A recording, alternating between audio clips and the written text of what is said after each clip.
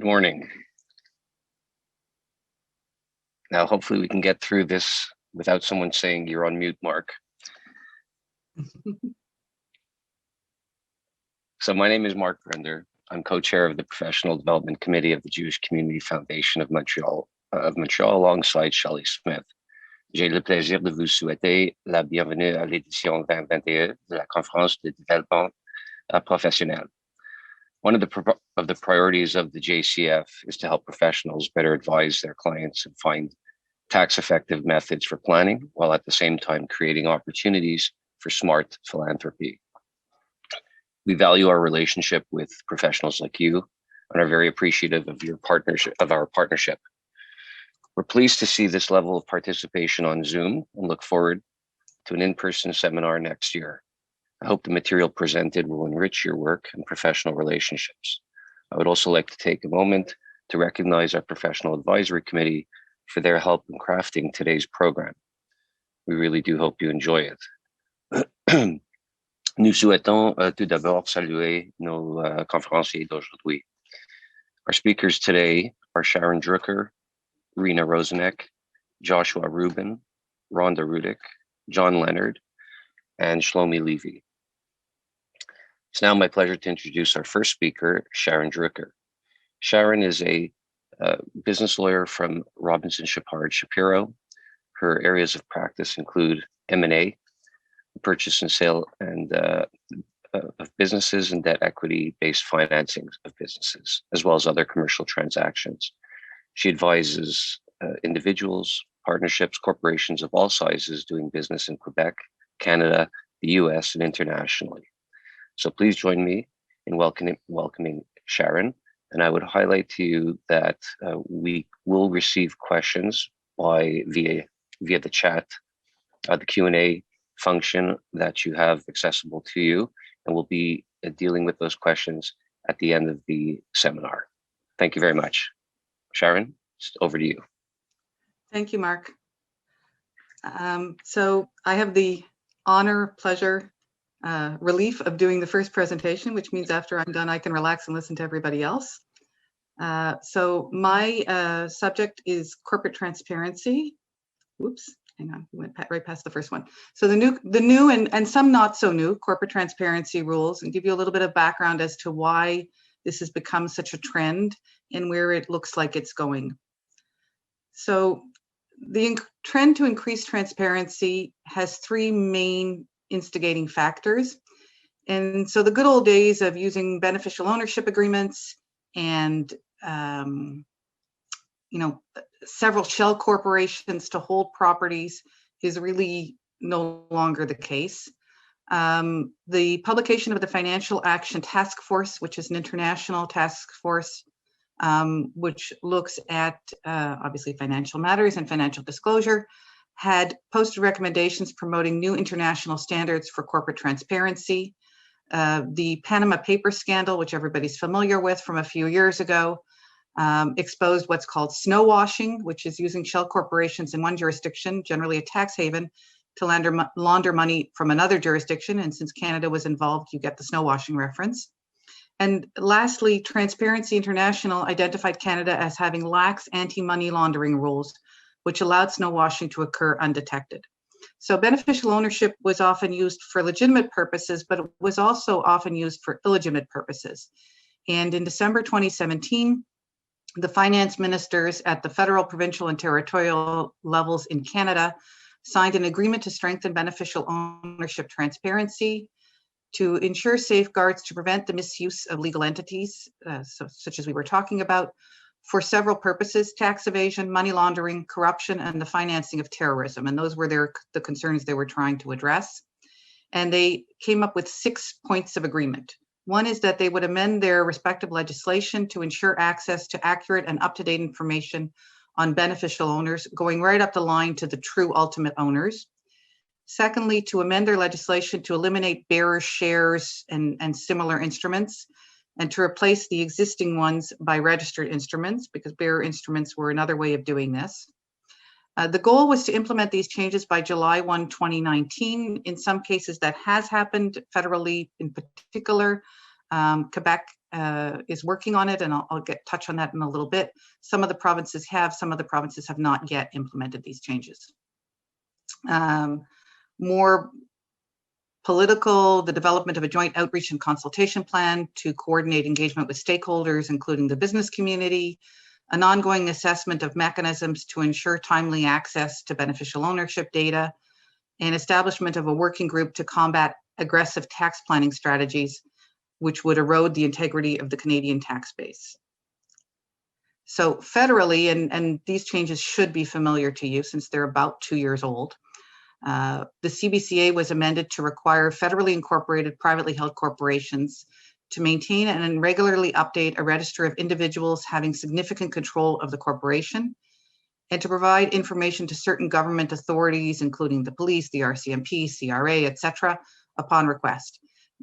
Everything for the CBCA turns on the concept of a significant number of shares, which is any number of shares that carry 25% or more of the voting rights attached to all of the outstanding voting shares of every class.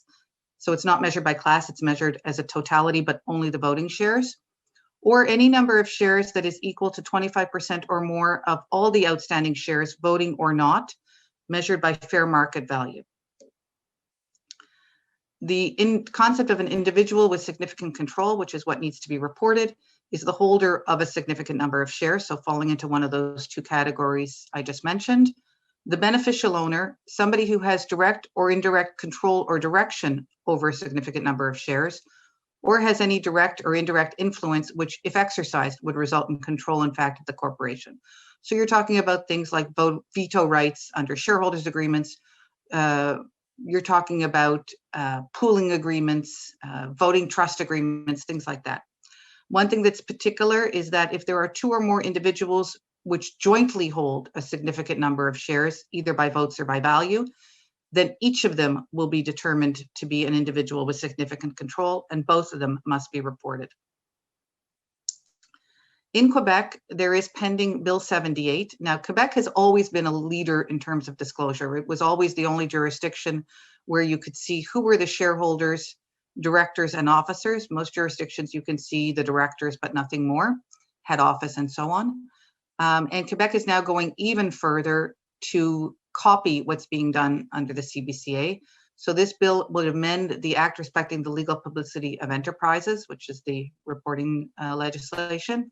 And again, the purpose is to optimize the reliability of the information, improve enterprise transparency, and prevent and combat tax evasion, money laundering, and corruption.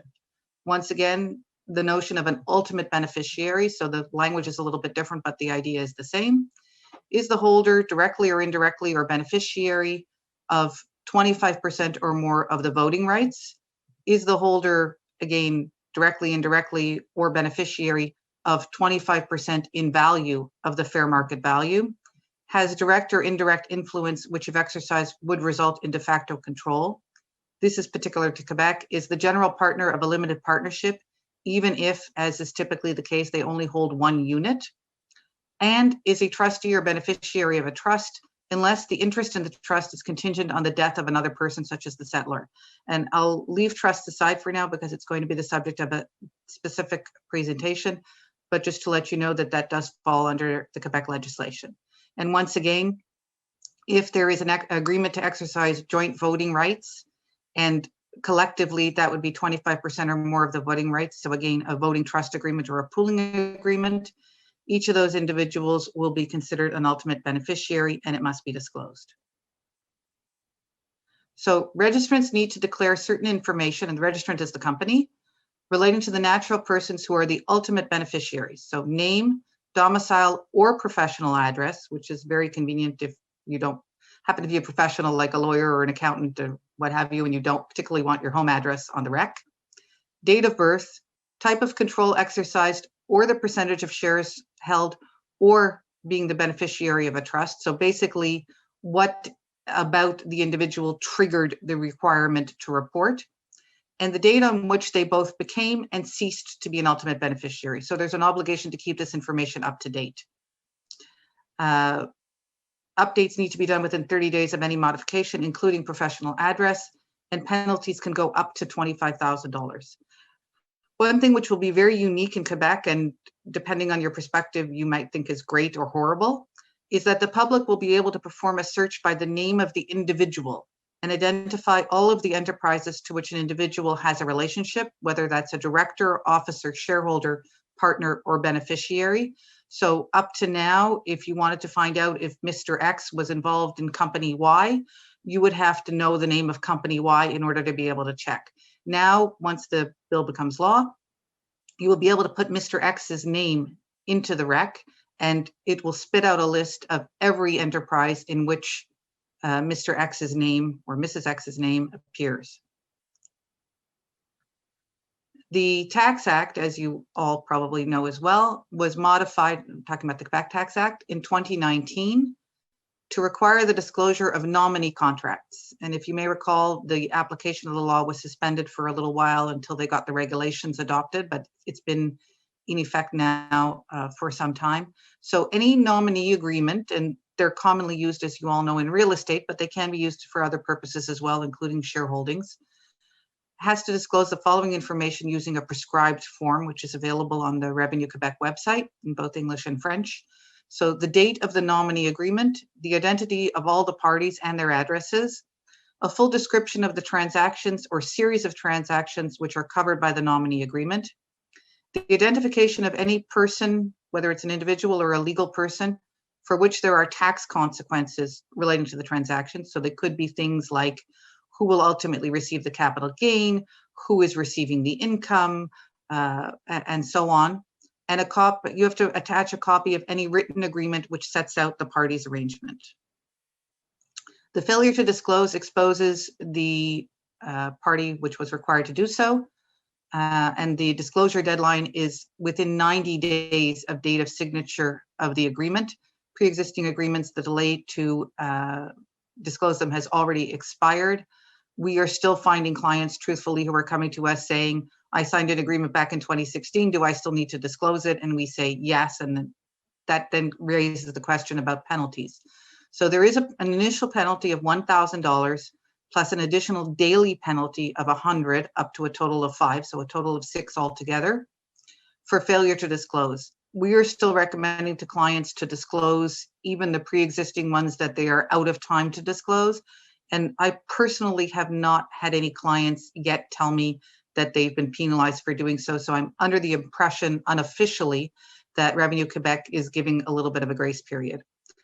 The more serious consequence of failing to disclose is that the tax assessment period is suspended until you do so, normally you have a 7-year tax prescription period. It doesn't start to run until you've disclosed if you were required to do so. So that can be a very serious consequence, well over and above the $6,000 penalty.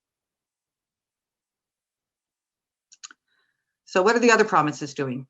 Under the agreement that I referenced before, all of the provincial and territorial governments have agreed to introduce provisions similar to the CBCA in their own legislation. So Quebec, as I already mentioned, has done so. British Columbia, Manitoba, Prince Edward Island, Nova Scotia, and Saskatchewan. Alberta is in the works, and the others are slowly trickling through. And yes, they have missed the deadline that was set under the agreement, but it's a best efforts obligation, and I guess they're using their best efforts to get there.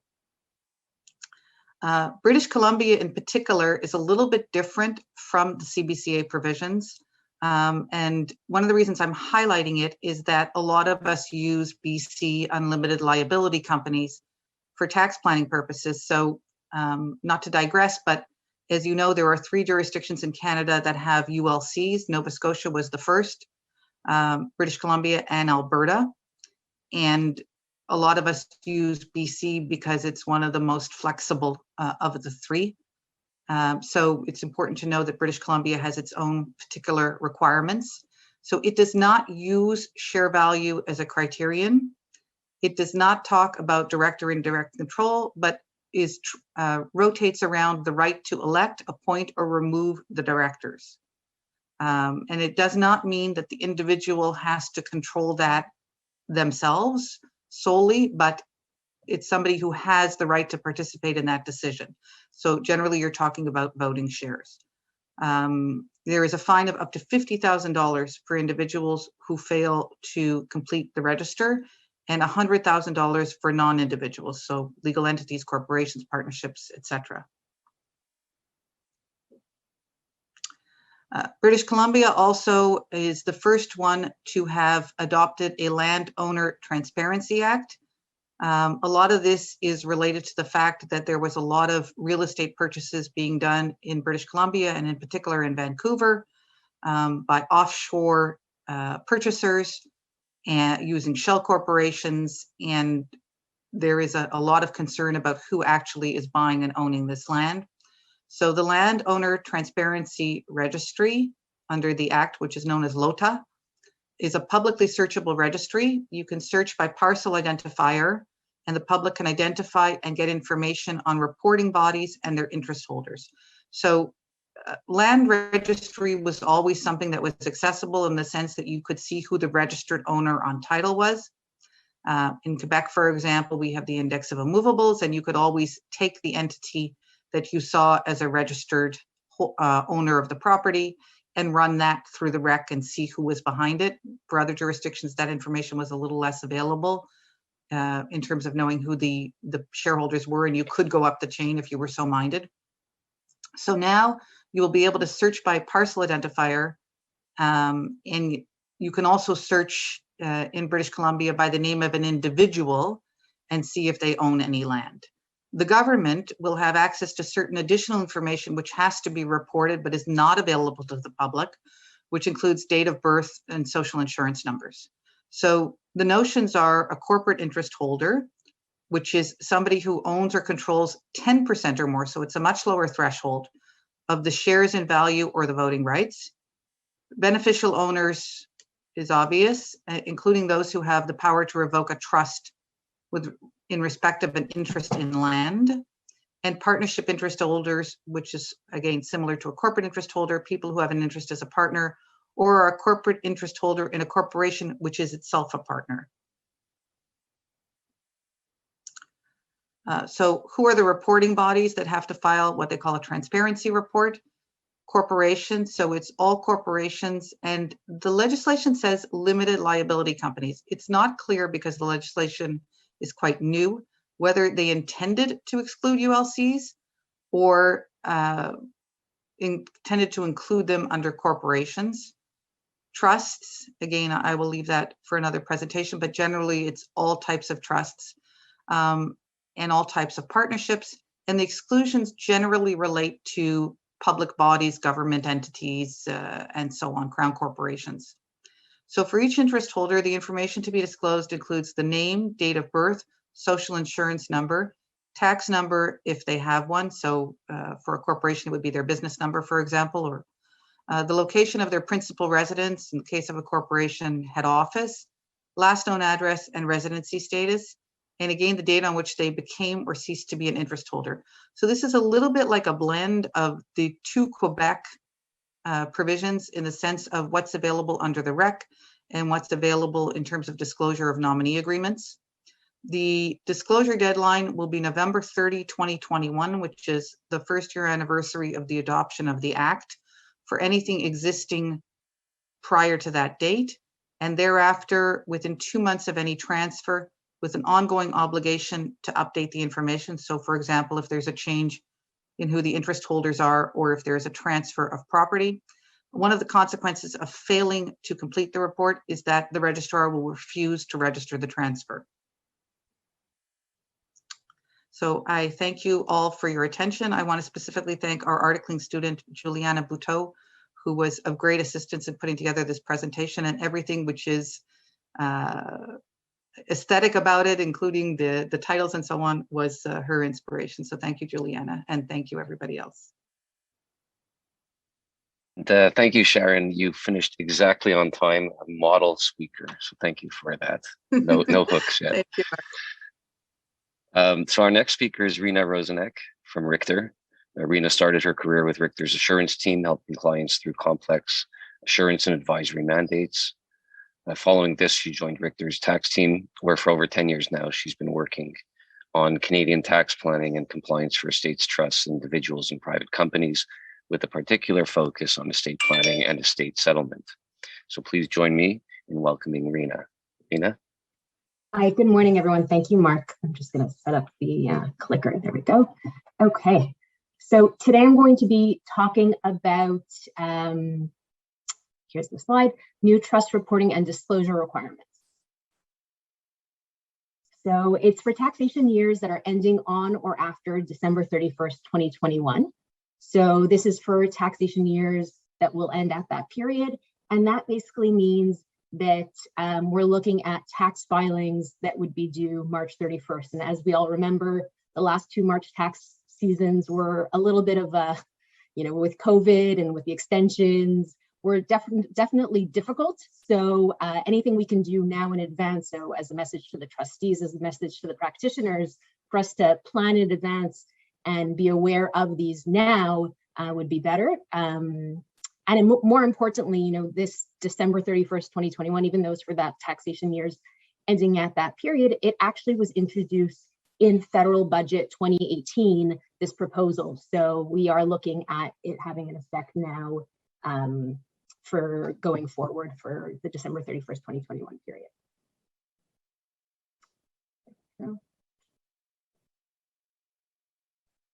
So the first topic that I'm going to be talking about is trust reporting requirements. So currently, tax returns that need to be filed for trusts are only if you, according to the law, if there was income or if there were capital dispositions. And the new rules are basically going to be indicating that even if there isn't any income, if you're an inactive company, you would then need to be filing a trust tax return. So again, in the past, there was a non-filing, also admin position that if there were no distributions, you wouldn't have to file. And so now we're facing situations where both inter vivos trusts as well as testamentary trusts that are created by the trustee or by will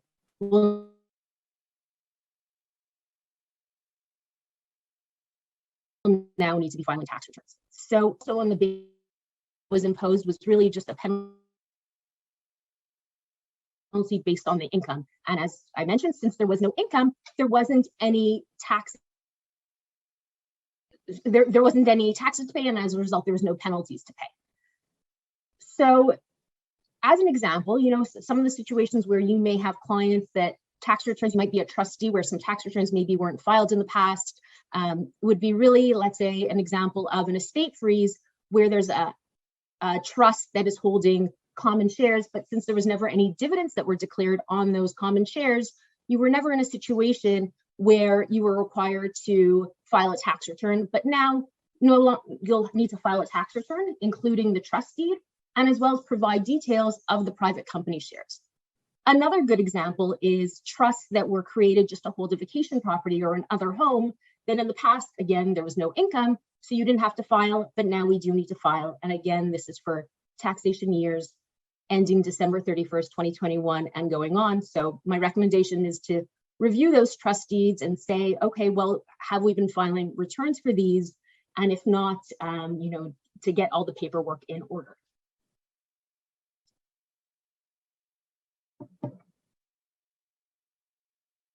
Having trouble with the clicker. Okay, so the next item that previously we didn't have to disclose was information with respect to personal information with respect to the trustees, settlers, beneficiaries, and influencers. So I'll cover who influencers and who all these players are in a moment. But in the past, there was no requirement to disclose this type of information, personal information. And so now there is one. And so the responsibility really falls on the trustees to start, as I mentioned, start compiling this information that although it might not necessarily be so complex, it is a matter of, trying to pull all that information together. There isn't currently a form available for this information, but in the meantime, our recommendation is really just to put through a listing of the required information that once the form does become available, it'll be easier to provide that information to the government. And the next point is that the tax return can't be filed without the disclosure, and the disclosure can't be filed without the tax return. So both the disclosure as well as the tax return will need to be filed. So the information that's needed is, through.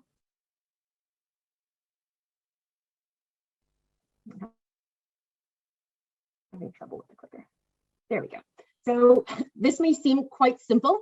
So for a trust, the information that's required is their name. So the trust name as indicated on the trust deed or in the will where it was set up, the address of the trust, the date of the trust deed or the date of the will, the jurisdiction of residence, as well as the trust account number. So the trust account number would be indicated on the trust tax return. And if in the past there wasn't tax filings prepared for this trust, then you can apply for a trust account number online with the CRA. So it's not so difficult. The information that's needed for the settlor, beneficiaries, and influencers is somewhat the same. Again, the name, address, date of birth for the individuals, their jurisdiction of residence, and their tax identification number. So that would be a business number for a company, social insurance number for individual, and trust account number if the beneficiary is a trust. So who are these players? So a settlor is any person who has made a direct or indirect loan or a transfer of property to the trust, except if it is at arm's length with the trust and reasonable interest or fair market value consideration. So this also extends beyond the person who established the trust and will likely include non-arm's length persons who participate in estate freezes in favor of a trust, sold property or loan money or property of the trust. Beneficiary is an interesting one. So beneficiaries, obviously can include individuals, corporations, or trusts, but you need to include current, future, absolute, contingent, or even discretionary beneficiaries.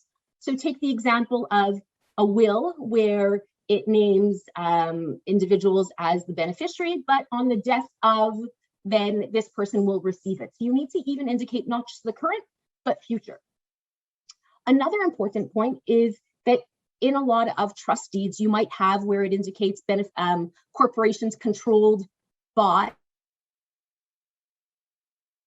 It's making reference to there that you need to consider, and you have to look at corporate org charts to say, oh, well, it's not just you have to review your org chart and see, okay, which are the corporations that my beneficiary might be controlling.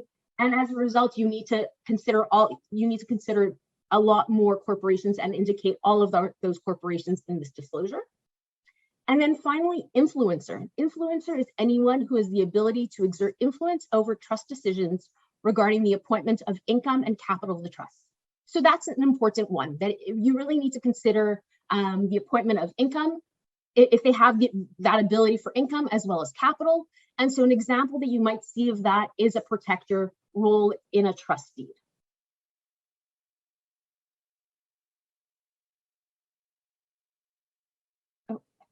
Through one too many. Sorry, there we go.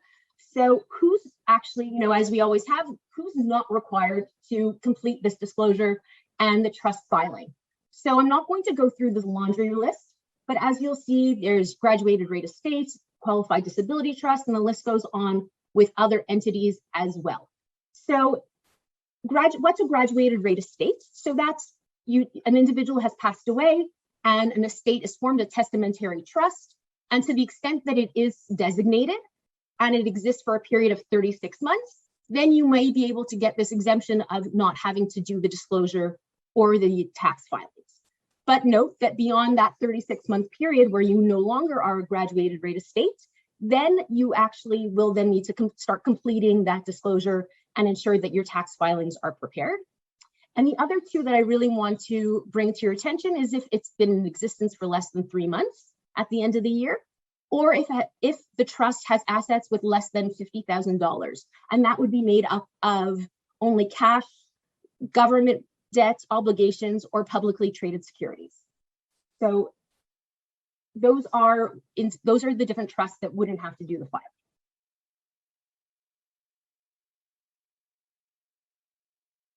So what penalties would apply if you didn't do the filing?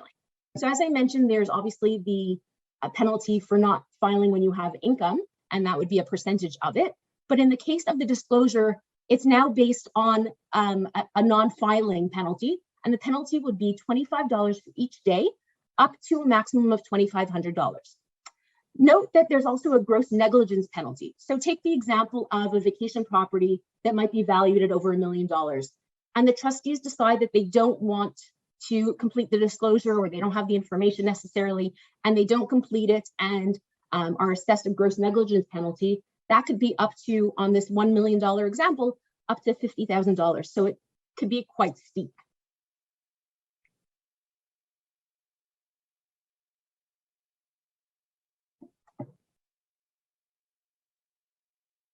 So on a final point, I wanted to mention just a few practical issues.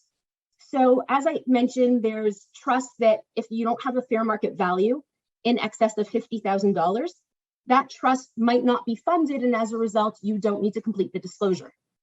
But it's interesting that if you take a trust that was established by the will, and it has basically an interest in an estate, and that estate has a value of, call it $1 million, but the money hasn't yet been transferred for whatever reasons to the new trust, you might say, oh, well, my trust has fair market value. Yes, it was established by the will, but it hasn't yet been funded yet, so I don't need to do the disclosure. But the truth is, in that situation, that it does have a right to, it has an interest in the estate, and therefore its value might actually be much greater than the $50,000, and therefore you will need to file it. And then the other point is that in designating a trust as a graduated rate estate, the only way to do that is by filing a tax return. So although, as I mentioned, there's an exemption for not having to do the disclosure when you're a graduated rate estate, but you need to designate it. So you end up in a situation where you end up filing the trust tax return to designate it, and you might indicate no income, but we recommend actually to file that tax return, where in the past, maybe you'd say, oh, I'm simply going to allocate it to the beneficiaries, where the government before has announced saying that administratively that would be fine, that you don't need to do the return. We now recommend at least filing that one return saying you're a graduated rate estate, so that way you don't have to complete the disclosure. So in closing, I just wanted to talk about the beneficiaries. So I mentioned the importance of knowing who your beneficiaries are. And what's interesting about the contingent in future is that you might fall in the situation as trustees where your beneficiaries, future beneficiaries, might not be aware that they are in fact beneficiaries. And so you have to deal with that in a delicate situation to be able to obtain from them the information, because again, they might not be aware that they're beneficiaries, and now they're saying, oh, well, I might be a beneficiary of this trust, and what does that mean, and what's involved, and what am I getting? So that's something to consider. And then finally, here we're talking about social insurance numbers, date of birth, jurisdiction of residence. This is all very, very confidential information. And as a result, we need to consider that it's protected by privacy legislation, and there needs to be a secure method to collect this information and have access to the information on the other end. And so I urge you not to use email, because email is not one of those methods, and to determine another method to be able to communicate with the trustees and beneficiaries to obtain this information. And on that note, I wanted to thank you for your time, and thank you very much. Thank you so much, Rena, for your excellent presentation. Very informative and important changes that are coming into effect dealing with trust, that's for sure. Just a small note, if anybody has any questions, we're going to answer them at the end of the presentations. So please put them in the Q&A and not in the chat box. We're going to be monitoring the Q&A section. So good morning, everyone. My name is Shelley Smith. I'm an indirect tax partner at BDO Canada and a PAC co-chair with Mark. It's my pleasure and my honor to be here today and to present to you our next speaker, Joshua Rubin from the JCF. Prior to joining JCF, Josh worked as a tax manager for several multinational accounting firms. Please join me in welcoming Josh. On to you. Thank you, Shelley. Welcome everybody onto the JCF part of the programming. You will notice, if I can get my slides up. There we go. You'll notice the topic for this year is the donation of private company shares. That is a topic which seems to be on the agenda every couple of years.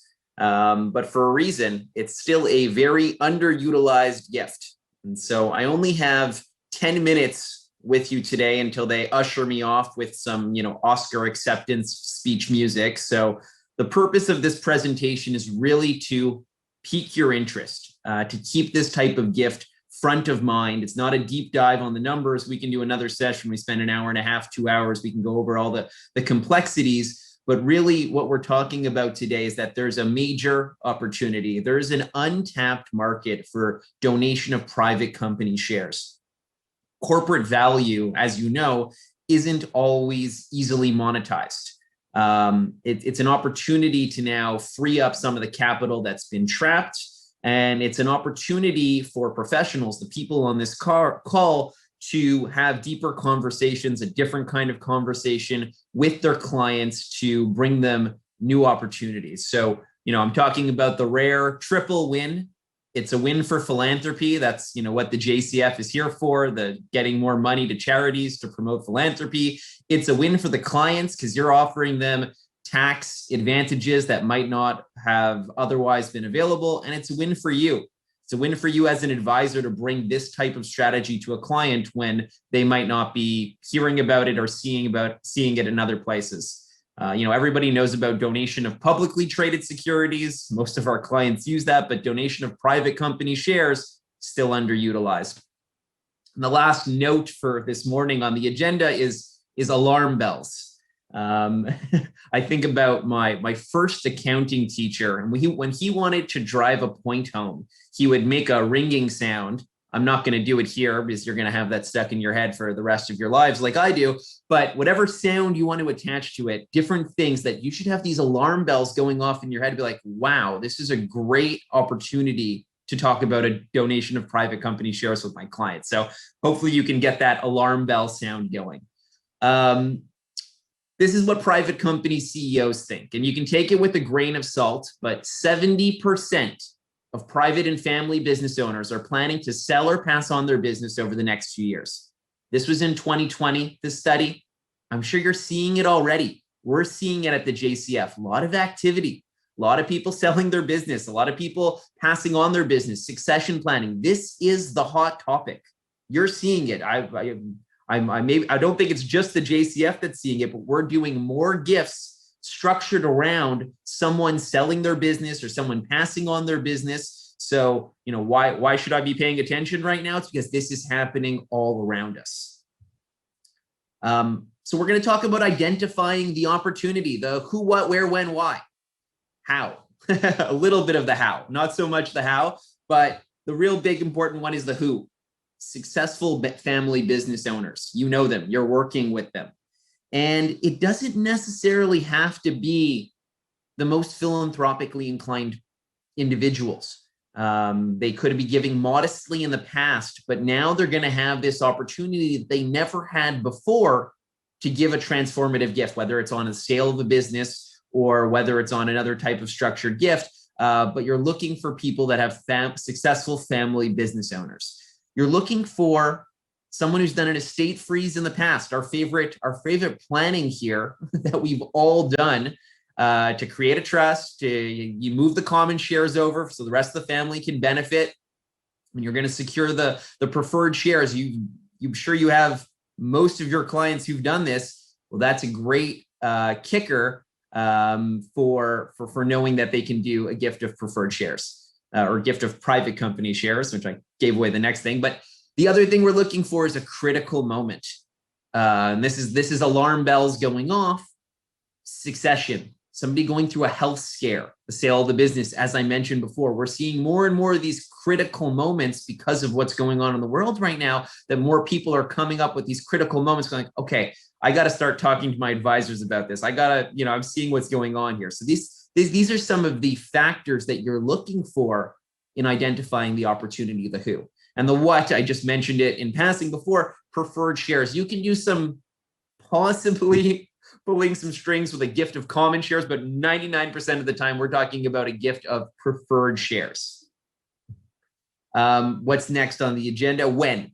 So this gift can actually be done during lifetime or on death. So either structure is appropriate. So it's not just for, during lifetime, you think you need to make this gift like a gift of, secured, publicly traded securities, that it's just, very transactional. It can also be part of the planning on death. And then the why now.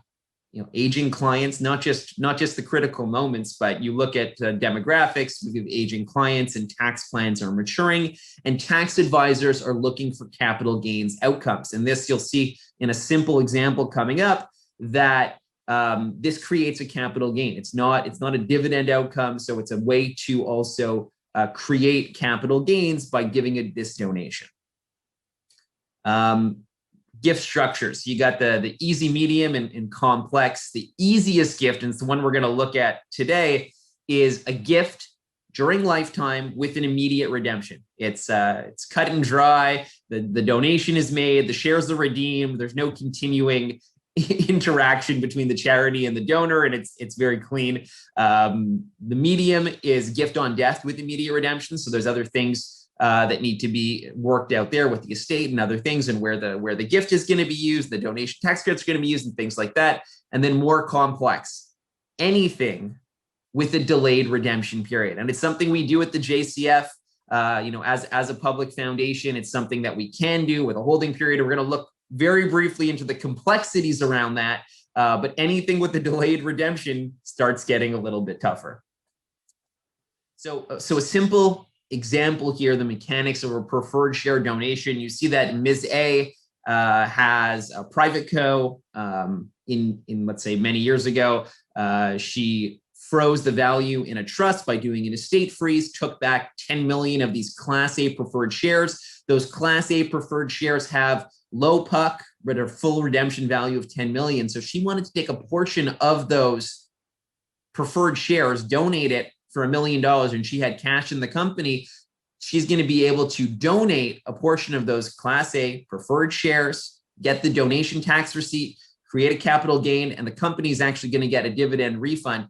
The numbers check out. You're going to have to trust us on that, and we can look at more examples, in the future, client by client basis. But it ends up being a lot more money for the charity and a viable tax strategy to reduce taxes for Ms. A in this case. And then the kicker that we sometimes forget, and this is another alarm bells going off moment, is why are you doing this? Another reason, other than the upfront tax advantages, is now you're extracting value from the company. The company is going to now have $1 million less on its balance sheet. And when Ms. A ends up passing away, that's $1 million less of a deemed disposition. So you're extracting the value out of the company. We just did a gift in February. Donor came to us. They had these Class G preferred shares that have been sitting on the books for 20 years, had no idea why they were there, some planning long forgotten. We were able to donate $500,000 worth of preferred shares, wipe them off the books. They redeemed them immediately. And it's such a better gift than giving cash, because now you've extracted that value from the company. Clicking the next slide. Some of the complexities, some of the things that, with a delayed holding period, gift acceptance thing, whether the charity can actually take on the gift, us having to do a due diligence and evaluation of the shares. Now you're in a relationship with the donor. There's going to be a dividend attached with this. What's the holding period and liquidation schedule going to look like? And then things with complex shareholders agreements. You can see how this might get a little bit sticky if there's multiple shareholders involved, and how you're going to work this out. It's things that we see and we work through and make sure that we're falling in line with all the rules. The last thing I wanted to say, so I think that's the end of my slides, but I wanted to say one more thing before I left, because I am currently undefeated in terms of predictions during PAC seminar. Last PAC seminar in 2019, I said the Toronto Raptors are going to win it all. Now I'm saying Habs in 7. Habs in 7. There we go. We definitely like that, Josh. So I hope your prediction is good. So thank you so much. You've really identified some great opportunities to mirror tax planning with very important philanthropic donations. So thank you again. Our next two presenters are Rhonda Rudick and John Leonard, both tax partners at Davies, Ward, Phillips and Weinberg. With over 25 years of experience, Rhonda counsels clients on tax aspects of mergers and acquisitions, corporate reorgs, and real estate transactions, both Canadian and cross-border, with a very strong emphasis on estate planning. John works closely with leading private and public companies, as well as pension funds, sovereign wealth funds, private equity firms, crown corporations, all again with respect to corporate reorgs, mergers, and acquisitions. He frequently consults on cross-border transactions, structuring non-resident investments into Canada, and outbound investments by Canadian multinationals. So please join me in welcoming Rhonda and John. Over to you. Thanks, Shelley. So I will be giving you the highlights of the 2021 federal budget. Just by way of overview, this is the first budget in 2 years. And for some reason, could someone do the next slide? The slides are not changing. This is the first federal budget in 2 years. It was released April 19, 2021. There are several international tax changes, as well as proposals aimed at strengthening the CRA's ability to combat tax evasion and avoidance. What was not included is also interesting. There were several rumors before the budget came out that there would be a change to the capital gains exemption, the principal residence exemption, the capital gains inclusion rate, that there'd be a wealth tax. None of these came to be. Next slide, please. So since this is a JCF presentation, we'll start with the changes or proposed changes regarding charitable organizations. The main takeaway is that there's going to be a review of the disbursement quota, which is currently 3.5%, with a possible increase in 2022, rumored to be up to 5%. Next slide, please. A back one, thanks.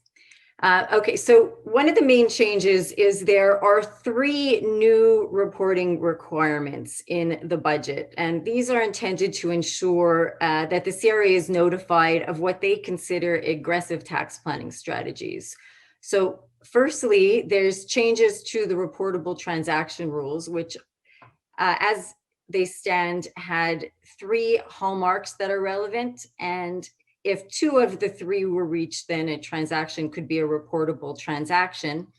The budget proposes to reduce this to requiring only 1 of the 3 hallmarks, and there's also a change to the definition of a tax avoidance transaction. Secondly, there's a new category called notifiable transactions. So these are transactions that are not subject to the reportable transaction rules. And there will be criteria provided as to what will be a notifiable transaction. And thirdly, there's going to be a new requirement for large corporations to report their uncertain tax positions. And in connection with these changes, the budget includes both an extension of the reassessment period and an introduction of substantial penalties, which can be up to 25% of the tax benefit. And next slide, please. In conjunction with these changes are new audit powers for the CRA. So section 231.1 of the Act provides the CRA with broad powers to inspect taxpayer records during an audit. However, in the Cameco decision, the Federal Court of Appeal upheld the tax court decision prohibiting the CRA practice of requiring interviews with taxpayers during an audit. The budget proposes amendments to override this decision and to provide CRA officials with discretion to determine the scope of the question and to require taxpayers to answer any proper questions, whether orally or in writing. In addition, there are new rules proposed for the avoidance of tax debt. So the budget raises a concern that certain taxpayers are engaging in transactions designed to avoid the payment of tax debts by transferring assets in non-arm's length transactions for inadequate consideration. And these changes appear to be in response to the Damas Properties case. And we have Section 160, which will generally deem a transferee of property received from a non-arm's length party to be jointly and severally liable for the transferor's tax debt. But there's the thought that these rules can be circumvented. So there are expanded rules proposed, as well as penalties for promoters of tax debt avoidance schemes. Next slide, please.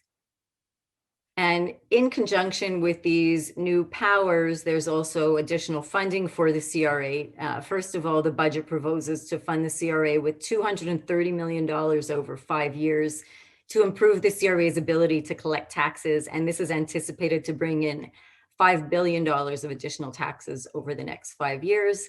And there's also, it proposes to fund the CRA with an additional $304 million over 5 years to fund initiatives and extend existing programs to combat tax evasion and aggressive tax planning, including regarding trusts. And it's anticipated this will bring in $810 million in revenue over the next 5 years. Next slide, please.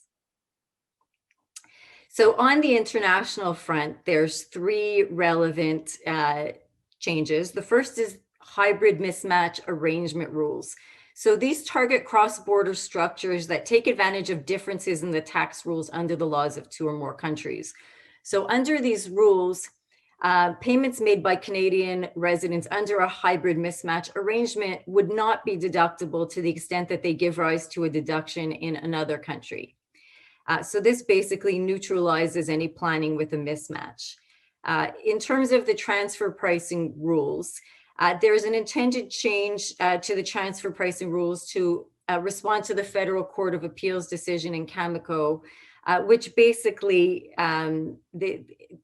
the court disagreed with the CRA's broad interpretation of the recharacterization rule under the transfer pricing rules. And so there'll be a consultation as to how to amend the transfer pricing rules to give effect to the CRA's view of how the rules should apply. There was also confirmation that the legislative proposals or the rules on transfer pricing to give priority to transfer pricing rules over other provisions in the Income Tax Act will apply, and to extend the normal reassessment period. The next slide, please. And the international measure that's been garnering a lot of attention and which was anticipated were limits on interest deductibility. So there's a proposed new general limitation on the deductibility of interest and similar expenses, which will start in 2023. And basically the deductibility of interest and financing related expenses would be denied to businesses to the extent the expenses exceed a fixed rate ratio of the entity's EBITDA. So the ratio in 2023 would be 40% and thereafter 30%. There are several exemptions. Certain small businesses will be exempt. The deductibility of interest on debts between Canadian members of a corporate group should not be affected. There's rules that allow members of a group to share unused capacity to deduct interest. There'll be special rules for banks and insurance companies.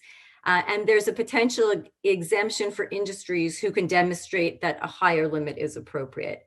And there's carry back and carry forward rules proposed. Next slide, please. So a couple of other tidbits. There's a new proposed tax on housing owned by non-residents. This is targeting the unproductive use of housing by non-residents. It's going to be a 1% tax on non-resident owned residential real estate that's considered to be either vacant or underused. And this is effective as of January 1, 2022. And there'll also be a declaration required to be filed by non-resident owners of real estate, residential real estate, as to whether the exemption is available and the use of the property. Next slide.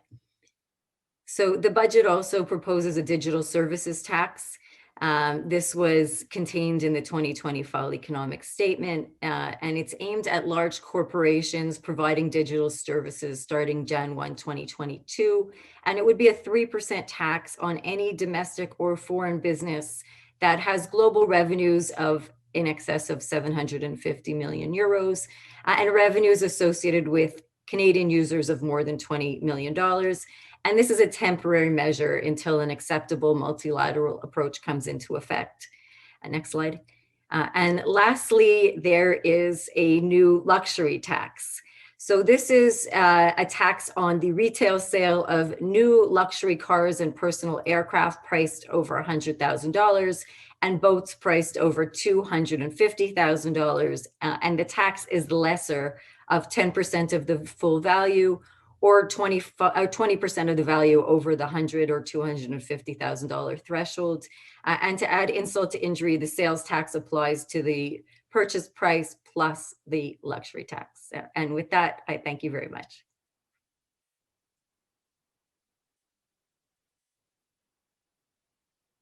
So I guess it's my turn now. So thanks, Rhonda, for the presentation. I'm going to speak. I've got 10 minutes to speak about a topic that I've actually been speaking about for quite some time. And the topic is cryptocurrency. I can tell you the first time I spoke on this topic was in 2014, December 2014, in Vancouver at the Canadian Tax Foundation annual conference. And I'll always remember it was my first time speaking at a CTF annual conference, and I was on a panel that involved other presenters as well on different topics, and ours was the last one to come up on stage. And so we're there. I'm watching everybody else. The room is completely full. The presentation immediately before mine was on a topic called liquefied natural gas. It was a big, hot topic back in the day, and everybody was really interested in hearing about that. And as soon as me and my co-presenter got up to speak on cryptocurrency, 90% of the room picks up and just walks out. Right? Nobody wanted to hear anything about cryptocurrency. They didn't want to hear about Bitcoin. It was just, to a lot of people, monopoly money. It seemed like this weird thing that nobody wanted to really talk about. But what we've seen over the last 7 years since that time is there's actually been quite a bit of a shift. There's always been quite a bit of an interest in Bitcoin and other cryptocurrencies in terms of this market interest. But now we're seeing things that are just completely untethered to any kind of logic for most of us. You've got Bitcoin here just over the last year increasing in value by about 300%. You've got other crypto assets such as Ethereum increasing even multiples of that. It's just the numbers are just getting so huge here that a lot of people are paying attention more now than they were before. I spoke of Ethereum. This is an interesting slide. It talks about the market capitalization of Ethereum. Ethereum, for those of you who might not know, is like a building block for a lot of other cryptocurrency platforms. It's fundamental to the way a lot of the cryptocurrency platforms work. And what we're seeing here, just again over the last year or so, is just increasing multiples of market capitalization, things that we can't even imagine. $220 billion worth of market cap for this thing that just a couple of years ago was worth nothing. Again, another slide here talking about just the scope of what we're dealing with. Hundreds of billions of dollars worth of market capitalization for what's called decentralized finance platforms. So this is loans of cryptocurrency assets and other things. There's a whole financial system that's going on out there that is just attracting so much value, so much cash value and alternative asset value, and these things are growing just incredibly quickly. And on top of all of that, you've got institutional investors, including individual investors, but also big institutions such as BlackRock, some of the big US banks, the big Canadian banks, frankly, ETFs are starting to get involved in this whole space as well. So the institutional investors are really starting to buy into a lot of this stuff.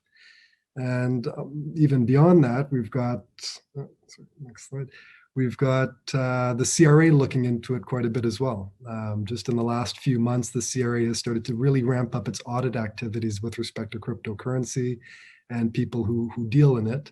I've written an article, a little flash from a few months ago with one of my colleagues, where among other things, we point out the fact that the CRA actually has a specialized team, an audit team of about 7 or 8 people across the country, whose focus is just to provide audit support for those who are doing audits for cryptocurrency type things. That includes both GST, but also income tax. So there really is a ramp up on the level of the regulators as well. So you put all of these things together, a multi-billion-dollar industry, interesting, different capital raising mechanisms and financial systems that are evolving, huge public interest from individuals and institutions and governments, and of course, other heavyweights getting involved and starting to adapt and adopt these different technologies, and the CRA looking into it from an audit perspective. So all of these things put together really highlight the need to get some tax advice when it comes to dealing with cryptocurrency. And so I think the fundamental thing to keep in mind when we're dealing with cryptocurrency, and I'll try to summarize this. I've got quite a bit of content here in these slides that we'll probably skip over just in the interest of time. But the key point that I want to highlight for people is the notion of characterization. Characterization at all levels is key. Characterization of the income, how income is characterized really affects how we treat it for tax purposes. The characterization of the cryptocurrencies themselves, which is very important because that also feeds into how the Income Tax Act will treat or may treat any gains or losses that flow from transacting these cryptocurrencies. And the last thing is transactions, the transactions themselves and whether those transactions trigger tax. Not every transaction is necessarily a taxable transaction. And that's something that I think it's very important for all of us to keep in mind. So when we talk about the first characterization point that I'd like to discuss, which is characterization of income, and this I'd like to really discuss it in the context of the issuance of coins or the rewards that come from cryptocurrency. So as you might know, there's different ways of cryptocurrency being created. One of which is the traditional method, which we call mining. Cryptocurrency mining. So it's very similar to, I guess, notionally to regular mining, right? You perform some work, you solve these complex problems on your computer, and all of a sudden, having done so, you're rewarded with a token. That's a system. The basic system of cryptocurrency mining is called proof of work, right? You basically have to prove that you've solved these problems, and by proving that you've solved these problems and you've generated the solution to solve these very complex mathematical problems, you're issued a reward as a result of that. You've also got other types of mechanisms as well, one of which is called proof of stake. So proof of stake is a bit different. Proof of stake means you get rewarded based on assets that you already hold. So if you've got a whole bunch of tokens of a particular type, you have more of a chance of being called upon by the system to solve these problems and to validate these different transactions that occur as part of the cryptocurrency network, and you're given rewards based on that. And so just comparing the two, proof of work and proof of stake, you can understand or you can appreciate that there might be different ways of categorizing the income flowing from those different methods. Proof of work, it seems like the income really is generated by the act of work, the activity that you're putting into it, the resources that you're putting in to make sure that you solve these problems correctly. So is that income from a business? Proof of stake, by contrast, is like I mentioned earlier, it's based on assets that you already hold. You're being rewarded based on what you already have, almost like a share and a dividend on a share. So is that more of income from property? And if so, when do those distinctions matter? Can you imagine in a corporate context where a corporation is earning business income versus income from property? You have to start thinking about things like RDTOH, refundable tax, when you're dealing with Canadian controlled private corporations. In the foreign affiliate context, the distinction between business income and and property income is quite important. So again, characterization of income is a crucial thing for us to keep in mind. Recognition of income. When do you recognize the income? This is a huge issue that comes up in the context of cryptocurrency. So are you supposed to recognize the income at the time the cryptocurrency is created or is unearthed, to kind of use the mining analogy? Or do you recognize it later when you actually transact in it somehow or convert it into real money, or call it the fiat currency or cash that we like to deal with? Those are important. Those are important things to keep in mind as well, because like a lot of things, many different types of situations you can imagine where you would only really recognize income when you actually convert it into money. Farming is a perfect example. You don't recognize income from potato farming just by virtue of the fact that you've grown the potatoes. You actually have to sell the potatoes in order to generate the income, and that's a question that I think we have to really grapple with in the context of crypto as well. Characterization of the property itself or the crypto asset itself. If you're characterizing it as property, and let's assume for the sake of argument that these things are property, what type of property is it? Is it a commodity? Is it a currency? Is it a security? The tax consequences of each of these different things are actually quite a bit different, as we'll see in the next few slides, mainly related to the presumptions that are inherent in dealing with these different things. So my personal view is when you're dealing with Bitcoin, certain types of cryptocurrencies like Bitcoin, I like to think of them as currencies, and I like to hope that the tax rules will adapt or sort of accept certain types of cryptocurrency like Bitcoin as being currencies themselves and not commodities or securities. But it depends. And so, as I mentioned, why is it relevant? And I've got a few slides here dealing with cryptocurrency as commodities. Well, commodities have a presumption that a transaction is on income account. It's a presumption. It doesn't mean that it's always on income account, but that's the basic presumption, is that when you're dealing with commodities, that you're dealing with income that's on income account and not on capital account. That's a bit different than when dealing with currencies, in which there is no such presumption one way or the other. There is no presumption that when you're buying and selling cash, or when you're dealing with cash, that the income from that dealing is on income account or capital account. There is no such presumption. And the third possible characterization is that a cryptocurrency can be a security, in which case the presumption is that securities as a general rule are held as capital property and therefore give rise to capital gain. Once again, it's a presumption.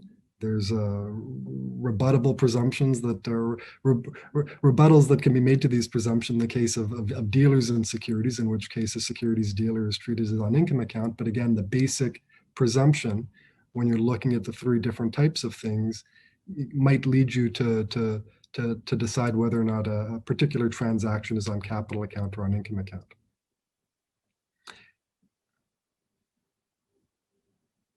So again, this ties into how cryptocurrencies can be used. And this is very important, I think, for all of us to keep in mind, because not all cryptocurrencies function in the same way as Bitcoin functions. We think of Bitcoin as being this funny money, this monopoly money that people are using that seems to go up and down in value like crazy.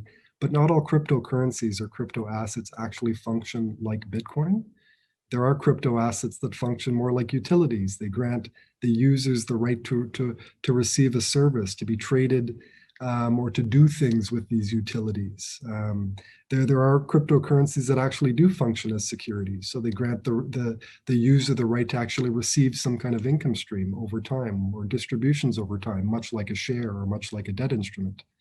And then you've got other cryptocurrencies, obviously, that are treated like Bitcoin that is treated fundamentally as a payment mechanism. And the objective is to be kind of a decentralized mechanism for doing so, as opposed to government-backed money. So again, the classification of crypto assets and the income tax treatment that flows from that characterization is very, very important.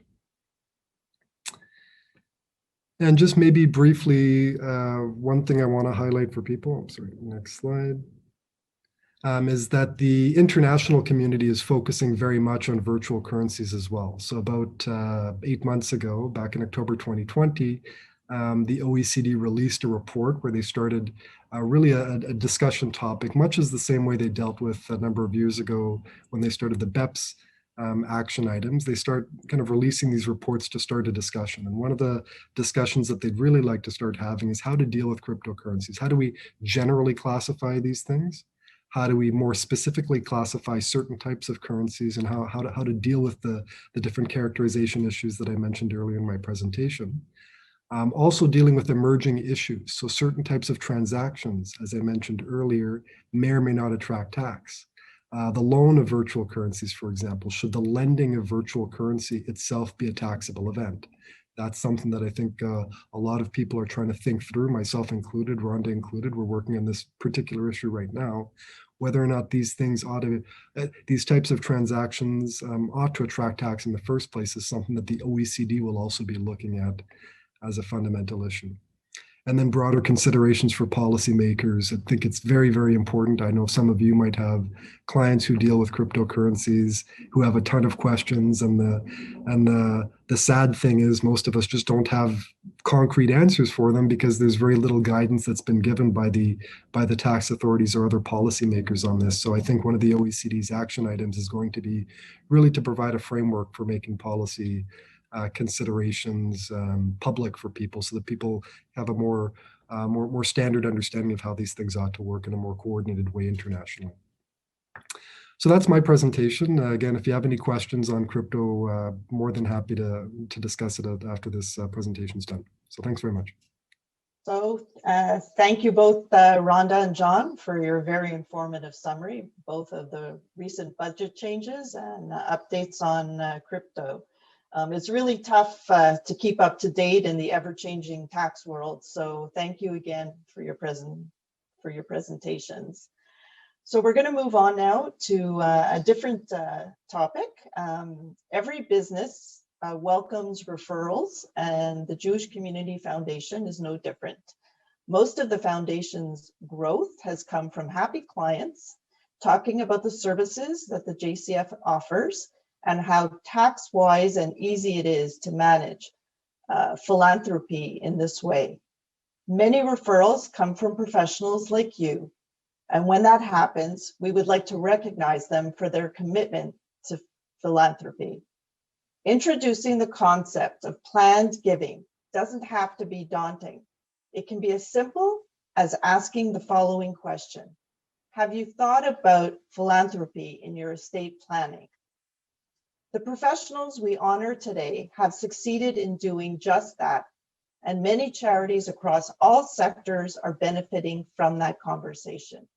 So today, this is our way of saying thank you. Please accept our sincere gratitude.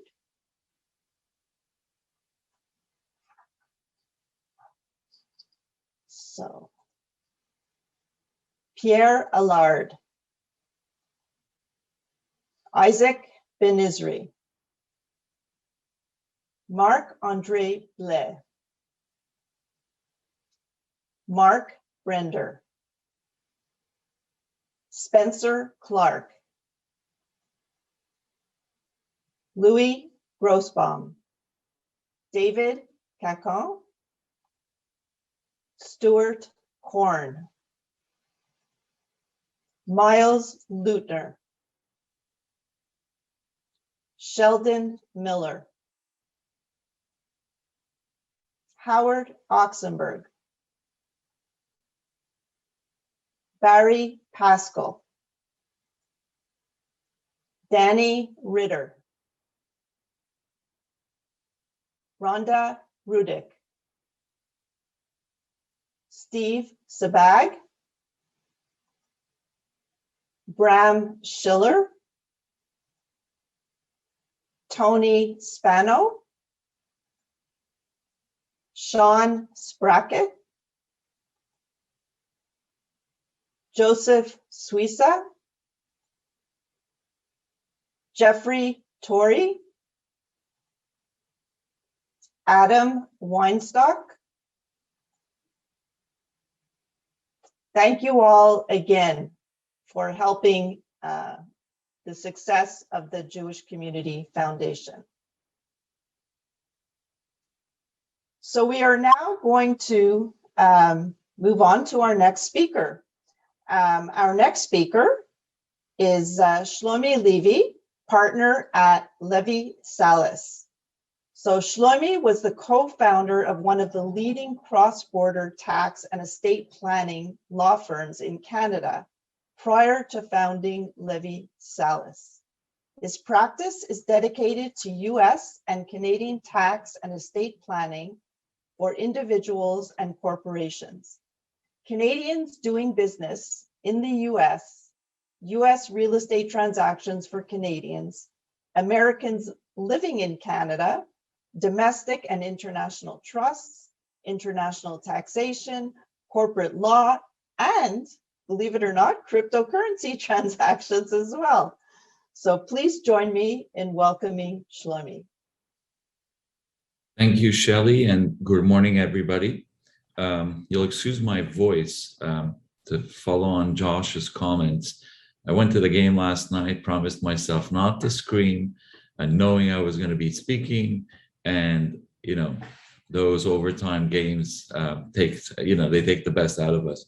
I want to thank everybody this morning, the PAC group, for allowing me to be here and to be able to give a couple of primers on some of the topics we deal with on a daily basis. Full disclosure, like most of the presenters here today, both of these topics would merit their own full-hour presentation. So I'll try to be concise and precise and give you some teasers about these topics. Settlement of cross-border estates have become a much, I'm going to try to move slides with this. It's not working. So if somebody could just go to the next slides. One more. And one more, please. Thank you. So a settlement of cross-border estates is a tricky field to navigate through.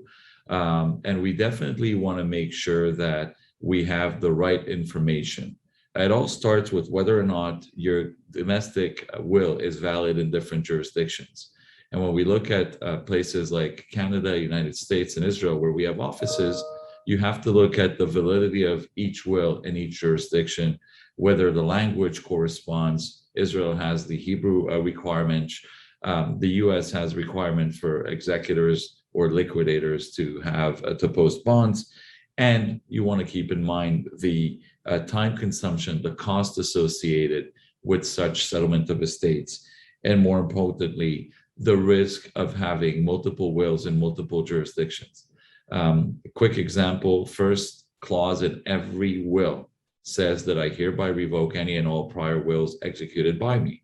You get a will done in Canada, a will done in the US, and a will done in Israel. Which one supersedes? Which one is in full force and effect? What have we revoked? What have we maintained as valid? Residency of the executors or liquidators may also determine the tax residency of an estate. And practical administration, estate administration implication can be whether a bank or financial institution can take instruction from a liquidator from a foreign country. Can we act? What are the tax ramifications? When we speak about more complex or a slightly further jurisdiction than the US, such as Israel, for instance, Israel has probate. When it comes to wills, you got to probate your will rather than just present it to a Quebec notary like we do here. There's a foreign language barrier that we need to address, whether with the Canadian will or even with certain documents that Canadians go to Israel and sign off, such as US English power of attorneys and wills. And one of the things that we find very, very difficult to get around is when you have a Canadian will that you present to an Israeli court, the law requires that such a will be presented along with a foreign legal opinion by an Israeli lawyer about the jurisdiction of the will. So try to find in Israel somebody who can write about why Quebec is exempt from probate with an Israeli law practice or law license. And so that has become a very, very big roadblock in settling a lot of estates and taking the clients through a very expensive and time-consuming procedure in Israeli bureaucracy. When we speak about the US, it's slightly less complicated. Your Canadian will is valid in the US, but still subject to US probate. So we want to make sure that those who are caught in such situations have had the opportunity to plan. Trusts are very well accepted in the US, well tolerated, but still need to make sure you have the right type of document. That's on the US side. Israel is a little bit more complicated. And so, we typically take the clients step by step on the needs. and discuss potential solutions for them. The tax residency of the estate, as most of you know, there'll be different rules according to the jurisdiction of the estate. In Canada, we have the central mine and management, where in the US, you have a multiple factor analysis, including the mine and management, but other compliance issues that bring with it complications, time, delays, and additional costs.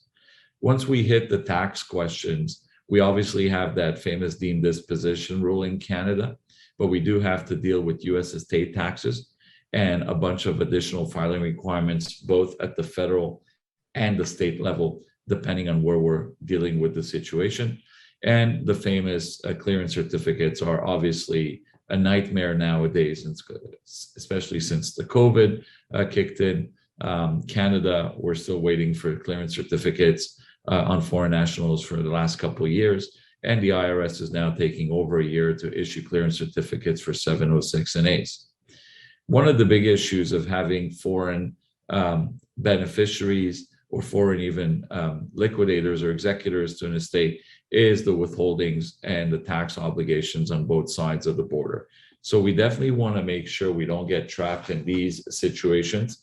And obviously, we typically see a lot of problems, and we like to believe that there's always a solution to these problems, but serious thought must be taken in advance of these cases so that we don't get trapped in long and unnecessary bureaucratic delays on both sides, both in Israel and in the US. Next slide, please. The other part of the primer that I was asked to speak about is about the US tax reform proposals and what type of potential impact this may have on Americans living in Canada. Full disclosure, none of the proposal we'll discuss have been adopted yet. The big Democratic machine is at full force, working, trying to push these forward, but nothing has come out of it yet. And if we're Canadians with assets in the US or Americans living in Canada, we hope none of this happens, but we never know. Of course, the Biden administration through Senator Bernie Sanders is trying to push mechanisms to increase taxation on wealthy individuals. And so one of the first changes they're proposing is to increase the top tax rate from 37 to 39.6%, which will also drive the total top US capital gains and qualified dividend tax rate to increase from 20 to almost 40%. The other big question or topic they want to push is the introduction of the taxation of unrealized capital gains on lifetime gifts and on death. Typically, in the US, Americans currently have an 11.7 million lifetime gift tax exemption, which will be decoupled from the US estate tax exemption and drop to a $1 million exemption. That is going to create a massive blockage in some planning for Americans, wealthy families. The estate tax, there's going to be a kind of a hybrid system that will combine the traditional deemed disposition rule, like we know of it in Canada on death, and additional US estate tax with a much lower US estate tax exemption, lowering it from currently 11.7 million US to 3.5 million US. Next slide, please. The 99.8 Act that Senator Bernie Sanders proposes will also increase the US estate tax rate. Besides the changes we just discussed, there's an objective to increase the US tax rates from 45 to 77%. And as the bigger the US estate will be, the higher the tax liability will be. And then there's another proposal to tax the ultra millionaires under the ultra millionaire tax proposed by Senators Warren and Jayapal, which will allow the US to tax an annual additional tax between 2 and 3% on a net worth of most high net worth people and dynasty trusts with net worth over $50 million. So we want to make sure that we stay on top of these proposals. We want to make sure that if anything comes into play, that we're able to advise our clients, especially those Americans living here. Some of these proposals could be devastating for, let's say, an American living in Canada, whereby he sells a very successful business. And although for the last ever, Canadian taxes have outshined the US ones, and we always were able to transfer foreign tax credits to cover any US tax liability, some of the proposals coming up will create a mechanism where the US tax liability would be greater than the Canadian tax, and therefore giving rise to double taxation. I've gone over my 10 minutes, so I'd like to give it back to the co-chairs or Shelley, and I thank you all, and feel free to connect with us or through the chat or in any other way. Thank you. Thank you so much, Shlomi, for a very informative and actually scary presentation about things to possibly be coming in the future. Thanks again. I'm going to pass it over now to Kathy. Good morning, everybody. Thank you. I'm Kathy Asiag. I'm Executive Director of the Jewish Community Foundation. And I want to thank our speakers today. You all left us with some very interesting topics to think about and to apply to our work. And we're very grateful for your willingness to share your time and your expertise so that we can better serve clients and promote philanthropy. Thank you to our PAC committee. Thank you to our co-chairs, Mark and Shelley. And a special thank you to Shirley, Diane, and our professional team that put this event together. In a minute, you're all going to get a chance to ask questions to our panelists. There's a Q&A button where you can just write in your question, and in a few minutes, Mark will facilitate the Q&A period. But first, I want to share some very exciting news with you. Over the course of the past 6 months, under the leadership of our president, Danny Ritter, our board has been going through a strategic planning exercise and most recently approved a strategic plan to move the JCF forward for the next 5 years. And this comes at a time when we're celebrating our 50th anniversary, and at a time where we now have 2,300 clients or fund holders, very close to 1.7 billion in assets under management, philanthropic assets. And more importantly, collectively, our clients have granted this year 133 million to charities of their choice. And so we're thinking about where do we go from here, right? It's been successful. We're doing great progress, but we want to continue to reach out. Our plan really seeks to reach out to more people, and that's because we're anchored really in the belief that the quality of life in our community and the wider community is just, it improves through philanthropy. And so the focus, one of the focus of this strategic plan is to share our knowledge and our tools more broadly. And to do that, we're going to create a center for philanthropic learning. And it's going to be the CPL. Now, this center is all about sharing knowledge with families, with donors, getting the next generation involved, doing family planning and philanthropy. It includes a segment for charities to help them to be better at fundraising, at gift planning, and using tax-effective ways to enhance their organization's financial sustainability. And more importantly, it includes you, all our professionals. We want to go beyond this annual PAC seminar.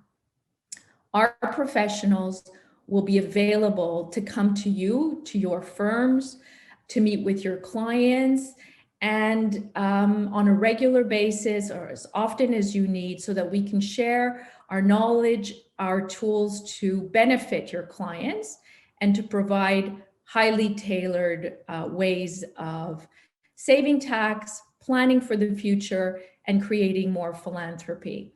So stay tuned for more, and please feel free to reach out to me, to Howard Barish, to Bobby Kleinman, and if we can be of help with any of the families you serve, we'll be absolutely delighted to do so.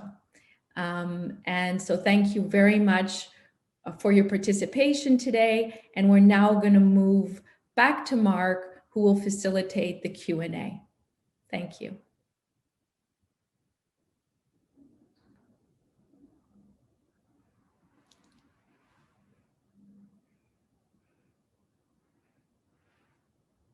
Okay, so I think I'm going to jump in. Sorry, I've made it through security. I'll let you all know that the PAC seminar is on a 3-hour time difference. The seminar made it through security, made it through customs, and had both COVID tests, and has had the nuclear testing. So the seminar is in good shape, I can tell you. So on to you then, Mark. We have a couple of questions here. Now, this is a good one. I'm going to direct this one at John.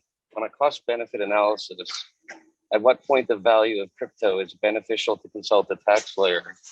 I think it depends on which firm you're dealing with, I suppose. But go ahead, John.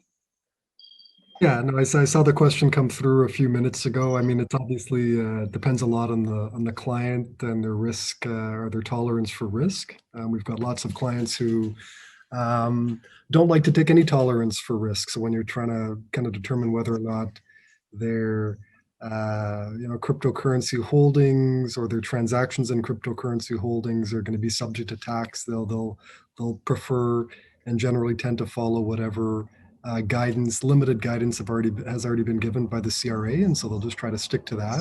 There are clients who tolerate a bit more risk, who appreciate that the CRA's guidance might not be, well, first of all, it's not current. It's guidance that was issued a number of years ago in the context mainly of Bitcoin. And so when you're, as I mentioned, applying tax rules to other types of cryptocurrencies that have different utilities, you don't necessarily have to follow that logic. And so we've got clients who will reach out to us and ask us to prepare opinions or to prepare views on alternative ways of dealing with these things for tax matters. So again, depending on what the client's risk tolerance is, they might be willing to kind of spend the money and consult a tax lawyer. But it also depends, obviously, on the amount of money at stake, right? So. Okay, thanks, John. A question that came in from one of our attendees is, will the JCF be doing anything regarding Quebec Bill 96 that, if passed, may result in the loss of many members of the Jewish community? I think I would direct that to if anyone from the executive would like to comment on that. Or we'll take a pass on, I guess we'll take a pass on that one.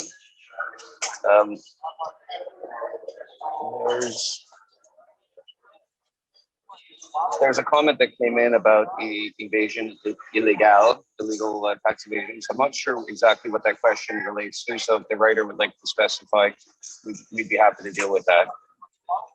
I mean, I'll take the liberty of making a couple of comments on some points that were raised in the presentations. Rhonda highlighted the Cameco decision and that the budget is proposing now to basically override that decision and giving the CRA the authority to conduct oral interviews, meetings with clients. I think this is a really very important point, and that we should all be geared up for. Because it doesn't just apply to the multi-billion-dollar cases like Cameco. It applies to much smaller businesses and the rules will not discriminate based on size. So I think that's something that we should all be thinking about, because your clients, the CFOs, the CEOs, family members, the CRA will use this tool, and they will try to interview when they can. And it's nice to be able to try to control the interview, but I guess we'll see ultimately what the legislation has to say about this. But I think that from an audit perspective, this is something we should be keeping in mind when we're organizing our files and when you're doing tax planning, etc. So we'll see what the final legislation looks like, but it just shows you another arrow in the quiver of the CRA.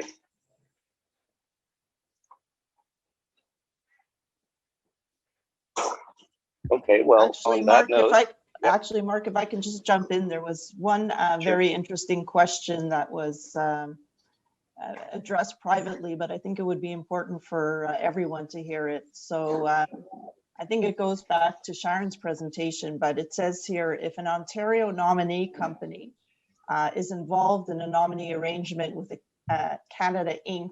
registered in Quebec, are they required to disclose the nominee arrangement in Quebec? So the answer is it depends on where the property you're talking about is. So certainly if that was related to real estate in Quebec, absolutely would have to be disclosed. If one of the parties has its head office, registered office in Quebec, that would, so the FEDCO, for example, could be a Quebec-based federal corporation. It would definitely have to disclose.